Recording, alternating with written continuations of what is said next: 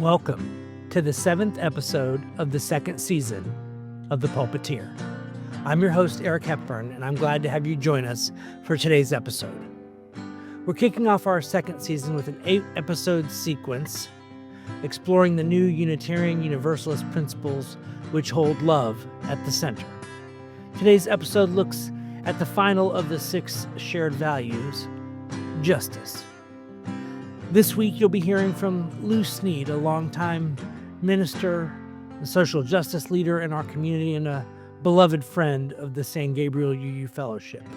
My thanks to Lou for agreeing to lead this social justice service while I was traveling to Meadville Lombard Theological School for doctoral work this past weekend. We'll begin with a welcome and a reading delivered by Billy Adams.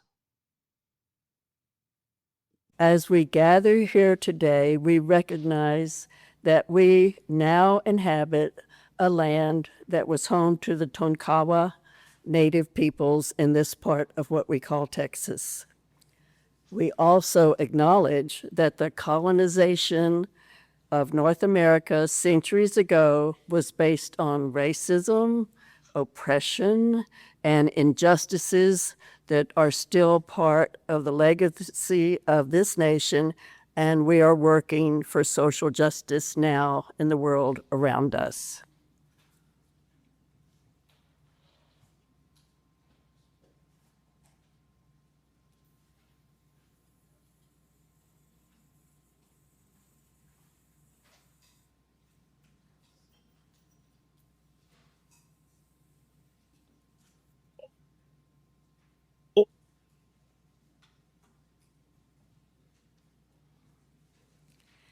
In lighting our chalice, we look for the inspiration we need to be instruments of hope and light in a world filled with darkness. If there is to be more equity in the world, there must be a greater global recognition of the crippling damage of poverty to the human spirit.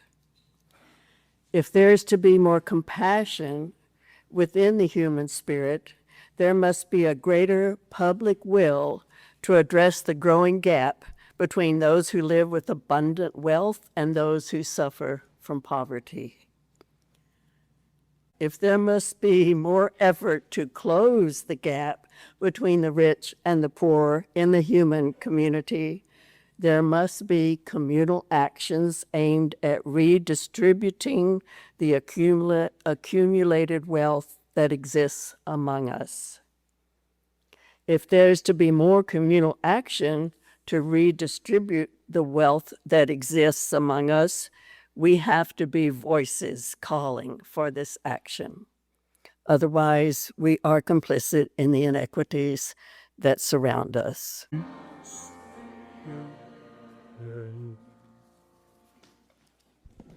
Amen. Thank you.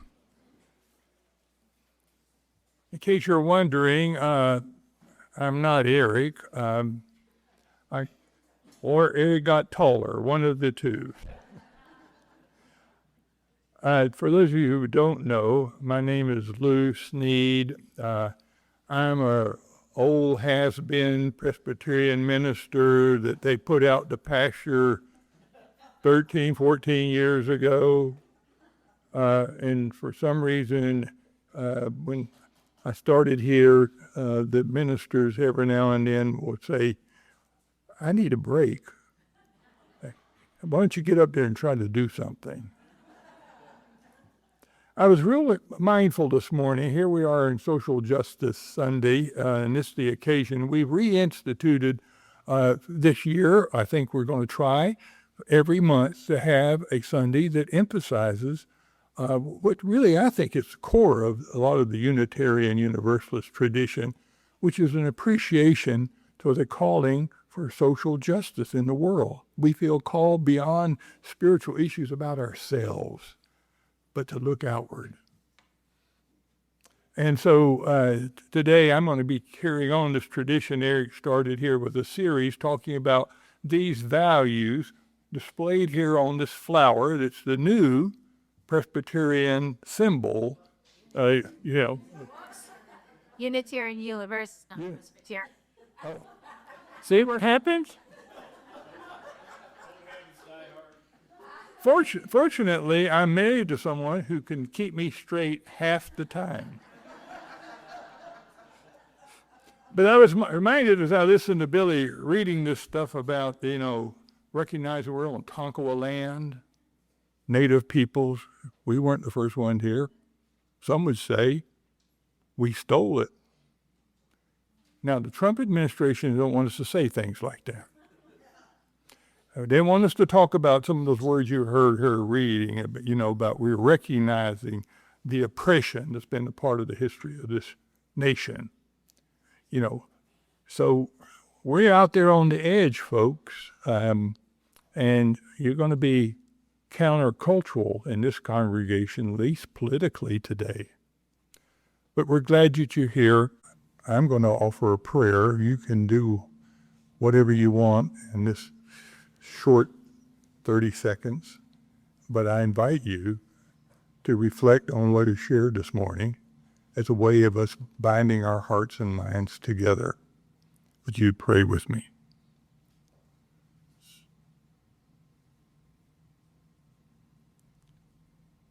We call out, O Spirit of life. Some of us call you by the name of God. Some call you by the name of nature. Some of us call you in the name of just good luck. But we're here today reflecting and believing that there's more to life than we make of it. That there's something moving around us, within us, and beyond us. It gives life its shape, its character, its beauty, and its goodness. And we've come here today to try to give some little expression to that recognition. In doing so, we bring the gladness and thanksgiving for life that we've expressed today. We also share together in the loss and sadness and grief that's been part of what we've acknowledged this morning. So my prayer is this day that you might move among us in some new way to deepen our appreciation for whatever that spirit is, whatever that reality is, whatever that beyond us is, that sustains us, strengthens us, and gives us hope. That's the prayer I make this day. Amen. What does it mean to work for social justice? Social justice is a communal effort dedicated to creating and sustaining a fair and equitable society in which every person and all groups are valued and affirmed, and everyone has all the basic necessities for living a good life. Did I say leaving? Living a good life. It encompasses efforts to end systemic violence, economic disparities, racism, and all oppressive systems that devalue the dignity and humanity of any person. Social justice asks us to restructure the social, economic, and political systems we live under to bring about the common good. Working for social justice is the heartbeat and soul of our UU tradition and of this congregation. Our commitment to working for social justice here in Georgetown is rooted in our sense of mission and purpose as a congregation. Please join me in reciting our shared affirmations as these are projected. Love is the doctrine of this church. The quest of truth is its sacrament. Service is its prayer. to dwell together in peace, to seek knowledge in freedom, to serve humanity in fellowship, to the end that all souls shall grow in harmony with the divine. Thus do we covenant with one another.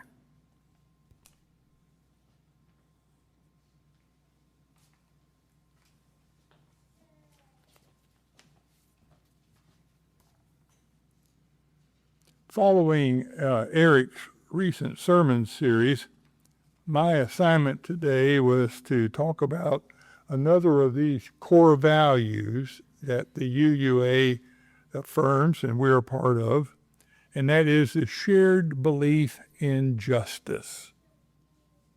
What do you think of when you hear the word justice? Well, it's not in the sense that you use talk about it, or even religious traditions talk about justice. It's not a legal term per se. For us, justice means simply giving everyone their due. That raises questions. What does everyone deserve? Some think of justice as practicing fairness within the human community. That's one way to look at it. Some of us say that justice is making sure that everybody has at least just a basic amount that they need to live on. So in many respects, I think justice is kind of hard to define, or to at least get common agreement on.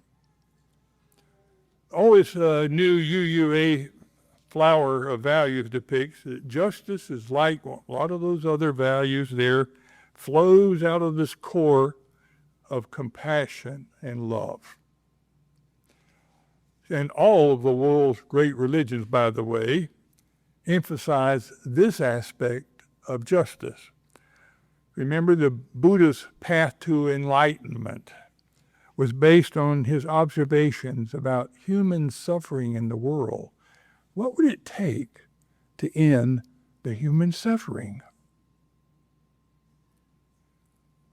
The Jewish community, yearning to see a divine blessing, this little motley crew of Semitic people in a desert land, not a big power.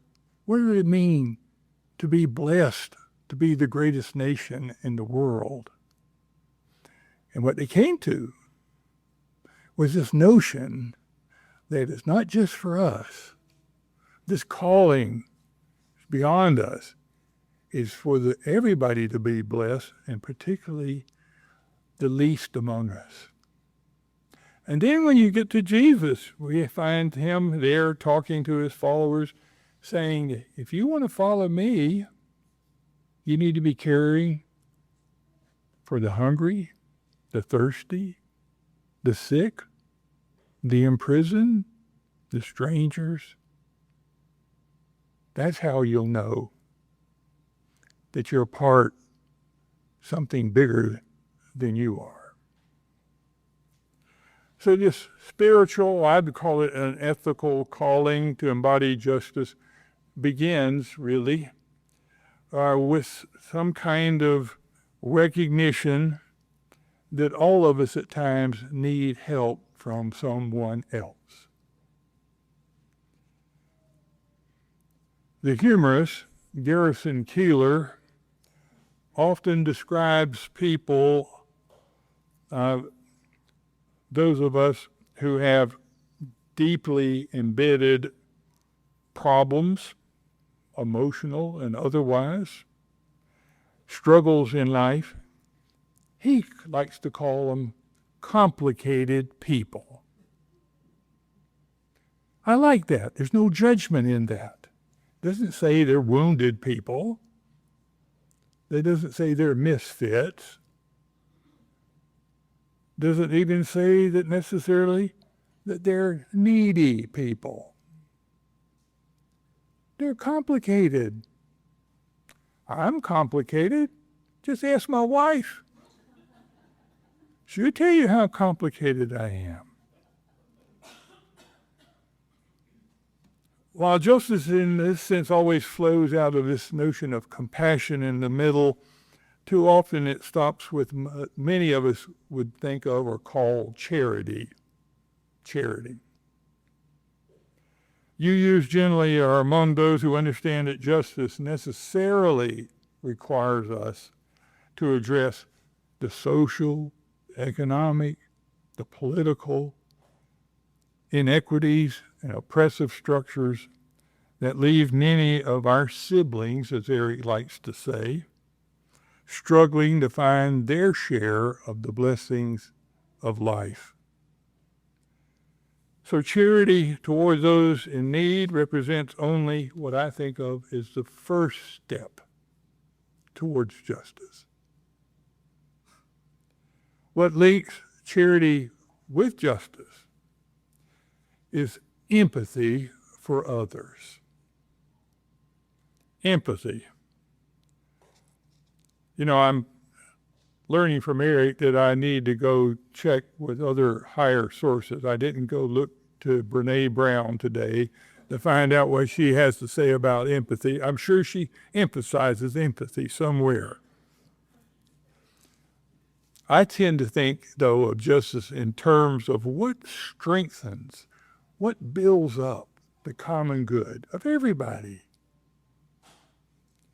You may think of justice as an expression of compassion and empathy in other terms. We have some on there. Equity, interdependence of all of us. That's part of it. From my experience, though, I have come to believe that it helps to have a very clear example of what justice looks like in not only our minds, but in our hearts. So today I want to tell you a story about what justice looks like, at least to me. It's a true story and actually involves quite a few of you in this congregation. And indirectly, it involves all of us in this congregation. So I want you to listen carefully to this story, because at the end I'm going to ask you a question. Where you saw in the story justice. This particular story begins with a 67-year-old man, let's just call him Fred, who arrived in Georgetown 5 years ago with his then girlfriend to escape what he was calling poverty in California because of the high cost of housing in that state. They looked up and they said, Texas looks like it's more affordable. They packed up his car. They came to Texas. They found Georgetown. They rented a little house in Old Town that they could afford. She got a good job, and he started working at Dollar General down on Austin Avenue. After some time, though, she had a better offer of a job, and she realized that Fred really was retiring on her and never went and bothered to go get Social Security benefits that he had earned from working as a truck driver for 30 years. So she tells him she's tired of taking of him. I'm sure some of the women here can identify with that. She's tired of taking care of him, and she helps him pack all of his belongings into his car that they had come in, an old car, and basically kisses him and says, "Good luck." So Fred ends up from that day on living for the next 4 years in his old car, packed from all the seats to the headliner, including the passenger side, just enough for he can lean the seat back and sleep in the car at night. Along the way, Fred has a health crisis. He ended up having a triple bypass surgery. And so in the midst of all of that stuff, trying to recover, living in his car essentially, Fred finds one place that he can go hang out to get out of the heat and the cold in this part of Texas was the Georgetown Public Library. We had a librarian for 20 years in this city who recognized a lot of the so-called homeless people were showing up in the library every day, just like Fred, wanting to get out of the heat and the cold. Then a retired guy in Sun City named Bob recognized what was going on, and so he decided, I'm going to try to help feed some of these people. They need at least something to eat. So out of the trunk of his car, he started this daily trek to come down from Sun City with sandwiches to feed the homeless people in the parking lot. That kind of grew. And over a matter of some years, they had a lot of volunteers. They had, churches get on board, and they had a van still going to this day. They go down to the parking lot 4 days a week, distribute food. Fred felt welcome at the library because of that library director's open arms. The food pantry was there. You could get a meal. And for the most part, Fred was spending his life sitting upstairs in a corner. There were complaints, of course, about Fred and the handful of other unhoused hanging out in our public library, sleeping sometimes in the chair, even snoring, rather than reading. But the library director always wanted to keep the doors open. One day last year, Fred was asked by a retired woman who was just visiting the library and who she always saw there why he was seen to be hanging out alone every day in the same place in the library, and if he had any family around. She sensed he was just a little lonely. Fred told his story and said, I don't know what to do. I'm scraping by. I sleep in my car. And she asked him, are you eligible for Social Security benefits? He told her how old he was, and she said, why haven't you applied? He says, well, I don't know how to go about doing that. Fred had what we probably would say today, an insufficient education. She said, I can help you. There's computers here. We can get online. The next thing they know, they get an appointment. She takes them to the Social Security Administration. They say, you qualify. You're going to get $1,400 a month. And then they sent him a check because he had all those years went by that he didn't collect. So he got a lump sum of money. Fred was able to buy a newer car. It's not a new car, but it was a lot better than the one he was driving that wouldn't go more than 40 miles an hour because of transmission problem. Fred found a place to park because the city comes along and passes ordinances that say we can't park in any public places in Georgetown. You can't park across from the library anymore. You got to move.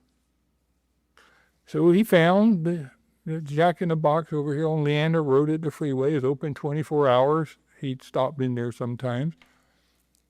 And the night manager said, well, if you'd park your car here all night long by the door, it looks like we got security and they got customers at 2 and 3 and 4 in the morning. So we'd like you to do that. That would help us. And by the way, we'll give you a milkshake every night. Fred then introduced this retired woman to one of his friends, also living in a car, who had been chased out of the parking lot. His wife had died. He couldn't afford the mortgage and the house in Round Rock they had, and he ends up living in his car. Same kinds of story. From that, she realized there was a common theme among all of these folks hanging out at the library. Even if they wanted to find a job and could find a job, if they didn't have a government-issued identification, they couldn't apply for a job. They couldn't rent a motel room if they had the money. They couldn't access most of the benefits, and certainly they couldn't drive a car. And if you don't have the money to pay the fees, you're stuck. So she got to work. She realized, we're going to do something about this. And she discovered that these unhoused neighbors of ours were being pushed out of public parking spaces at night and were driving cars with expired registrations and no auto insurance. All kinds of issues that complicated people have. In a matter of just a few months, this retired woman who befriended Fred was being asked to help dozens more like him. D.T. Niles said that the sharing of good news in the world depends on one beggar telling another beggar where to find bread. It works for all of us. So next thing you know, she's got all these people looking for help to get their identifications. And then she meets Christy, another retired church woman from the Methodist church down the street here, who had been working on the mobile food truck, and she realizes they need more than somebody handing them a sandwich once a day. So she gets involved with this whole effort to help them navigate all of these barriers around getting identifications. Before long, they learned that the church secretary of all people at the Presbyterian Church down here on Church Street got knocks on the door every day from some of the homeless from the downtown area looking for help. People come to churches looking for help. Not surprising. And she single-handedly went to this rather wealthy congregation and kind of shamed them into creating a room in the church that they would stock with all kinds of supplies for the homeless.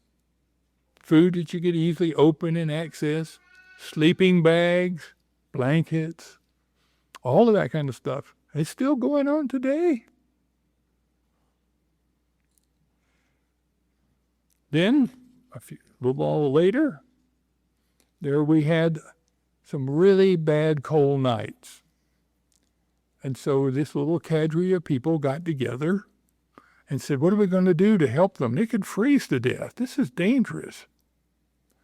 And so they decided to approach different people, and lo and behold, the director at the Hilliard Community Center, where they fix Meals on Wheels, said, hey, we're out of here by 5 p.m. You could use this facility.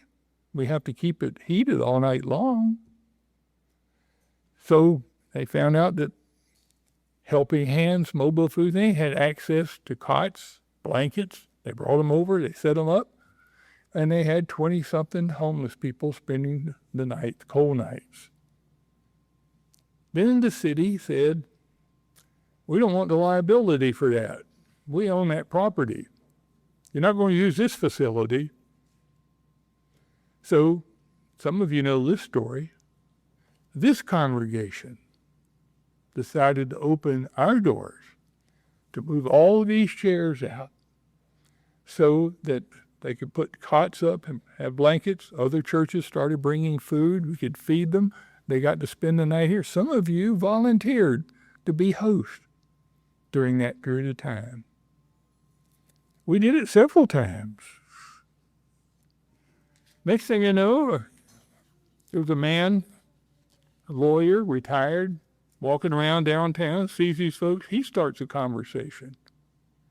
He too, apart from anybody else, is motivated to do something to help these unhoused neighbors. And then, as the story keeps going, a man heard about this from another church way out toward Sun City. News travels sometimes real fast. And he heard about this effort. So he says, I've got a car to donate. I got a big Chevy Suburban. You think you need transportation? I'll give you a car so you can get these folks around. Then this group of volunteers decided, well, we got to create the public will to do something about this. You can't just run around as a small group trying to take care of this 30, 35, 40 people. So they just said, let's go talk to the city council and see what we could do constructively to help these folks with complicated lives. They argue that being unhoused is mainly an economic issue for the lack of affordable housing and living wage jobs rather than the failure of individuals to provide for themselves. Let's fast forward the story to today. There are now a handful of churches like ours providing resources for the unhoused in our community, including like we're doing this afternoon at our fellowship house, providing showers for the unhoused who want to stay clean. We found there's a mobile shower unit. Some of the churches have that mobile shower unit show up so the unhoused can go there and get cleaned up. Churches provide Sunday meals. Churches provide clothing. Some of them, continue to say, the city may not want us to serve food in public places, but one church on Martin Luther King said, come use our parking lot. So they're still being fed. Then another woman named Kathy just said, nobody's feeding them on Friday? So she decides she's going to start making hot meals, good, big hot meals in her kitchen and bring them into Georgetown and feed them on Friday. There's a lot more to this story. It began with a few people acting out of compassion and empathy to embody what we might call justice for those in our community who are unhoused, who are vulnerable to problems of poverty, and who certainly have complicated lives. Some of you here have helped our church provide showers for the unhoused, served as hosts to greet people on cold nights, and other ways we're trying to provide help and support. So today, Fred, receiving his monthly Social Security benefits, has a driver's license, newer car, has car insurance. He's opened a bank account. He can rent a motel room periodically. And because of stories like that, there's now kind of an emerging community effort to form what's called a coalition for the unhoused in Georgetown to provide a whole array of the help, and lots of help is needed for lots of issues, for those with complicated lives who've been living in their cars or on the streets in this community. Okay, so here's the question I want to ask. You've heard that story. What, if anything, have you learned about justice from hearing that story? Did you learn anything from that story? Especially when dealing with people who have complicated lives. People come together. As I noted at the beginning, justice can be hard to define, adequately at least. And sometimes it takes a whole village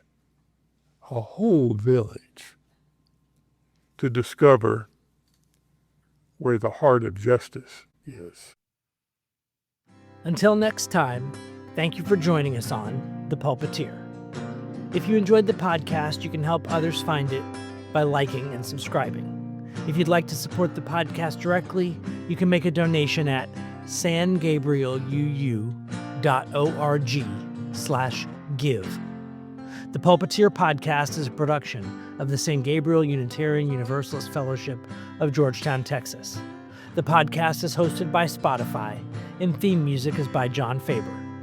Our live recording tech crew this week is Frank Sanders, Rob Berthold, Keith Hutchinson, and Andrew McDaniel. The podcast is produced by Eric Hepburn, and this week was performed by Lou Snead.